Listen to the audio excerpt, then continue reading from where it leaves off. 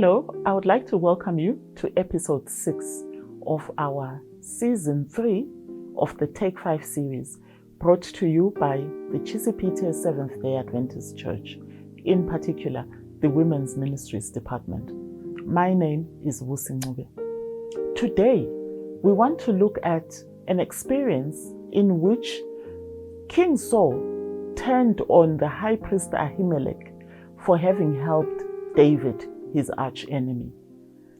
In the Bible, in 1 Samuel chapter 22, from verse 13 to 20, we come across King Saul giving an instruction and summoning high priest Ahimelech to his palace. And he gets there, Ahimelech gets there, and King Saul accuses him of siding with his enemy. He accuses Ahimelech of having helped David and even inquiring of the Lord on David's behalf.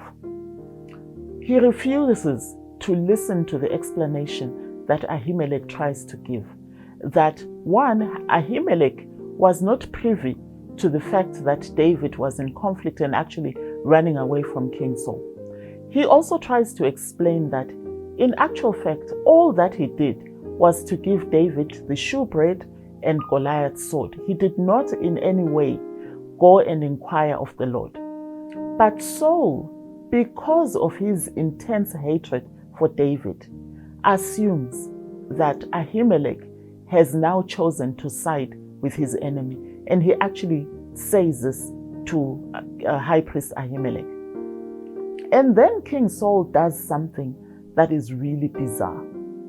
He instructs his foot soldiers to kill not just the high priest Ahimelech, but to kill 85 other priests that were living in the city of Nob, which had become the center of worship during that period. Not only to kill the priests, but to also kill the entire inhabitants of the city of Nob. But I like how his footmen responded. They refused to heed this instruction. And then in comes the snitch, Doeg, who was King Saul's headman. He was not an Israelite. And he had happened to be in Nob, within the vicinity of the home of Ahimelech, when David had gone to receive help. And it is he who brought the news back to King Saul that this is what Ahimelech had done. But like any other typical gossip and snitch, especially one that was trying to curry favor with the king, he must have added other flowery explanations for the presence of David in Ahimelech's residence, which is why Saul reacted this way. So when the footmen refuse to take part in the killing of the anointed of the Lord, Doeg comes forward and volunteers to kill the high priest Ahimelech, and he goes ahead and does that. Sometimes in our families, so many people, members of our family, have suffered injustice as a result of the doers in our families, the gossips. One who will go and say to another family member, your enemy is so and so, right? Well, guess what I saw? Your own immediate brother spent the entire weekend with his family visiting your arch enemy, your cousin. I am sure that they were up to no good. I am sure that they were plotting your downfall. How many times have daughters-in-law, mothers-in-law been a source of untold pain in each other's families because of minor gossip that sometimes is even unfounded and untrue? In this instance, Doeg started off being a gossip, being a minor snitch, but look at what he ended up becoming. He ended up becoming a murderer. Something else that I see in the story is that generosity, extending help, extending hospitality to another family member may be the result of your undoing with another family member. But let us continue to show hospitality, to extend generosity to family members in need, regardless of what that may have in terms of consequences for us.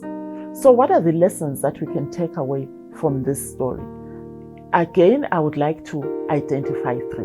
The first lesson is that being a leader in God's church, just like the high priest Ahimelech was, is not going to be an insurance policy against you suffering in the hands of evil people and experiencing injustice. Ahimelech did what was right. He helped the needy. But because David was in conflict with Saul, Saul ended up making sure that Ahimelech dies. So brace yourself. The fact that you do good is not going to insulate you from the machinations of evil men that we often find in our families, in our church, and in our communities. The second lesson is that there will always be orders, directives from above for you to do wrong. It could be your boss instructing you to award a tender in corrupt ways. It could be a parent instructing you to do something that you know goes against your value system and your conscience. It could be your spouse enticing you to agree to some shady transaction that they want to be part of. But I want to encourage you today that take a stand for the right, just like King Saul's foot soldiers did. Refuse to have your hands soiled. Refuse to go against your conscience. Because remember, ultimately, you will need to give an account to God for your actions. So always do the right thing. Rather incur the wrath of man here on earth than to be on the wrong side of the Lord. The third and final lesson, be careful not to be the family gossip or the work gossip or the church gossip. Be careful not to curry favor with evil men, because they will always come back and entice you to go a level higher. So here we find that Doer gossiped, he became a talebearer, and later he moved from being a talebearer to a cold-blooded murderer. So be very, very careful. Guard your tongue. Guard your associations such that you do not find yourself becoming a murderer. In this example, an entire city was wiped out, all because of a seemingly minor act of telling tales. So let us guard against these things as families, and let us not be the ones that will be used to bring untold suffering to other family members.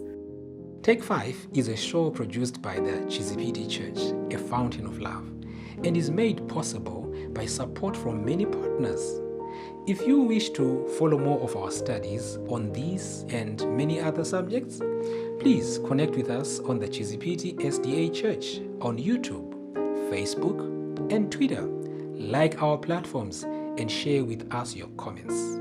We also have our plug-in team ready to pray with you and encourage you through life's challenges. So please connect with us and would love to pray with you. We can't wait to hear from you. And remember, when life seems to drown you, just take a moment, take a break, and take 5 to reflect.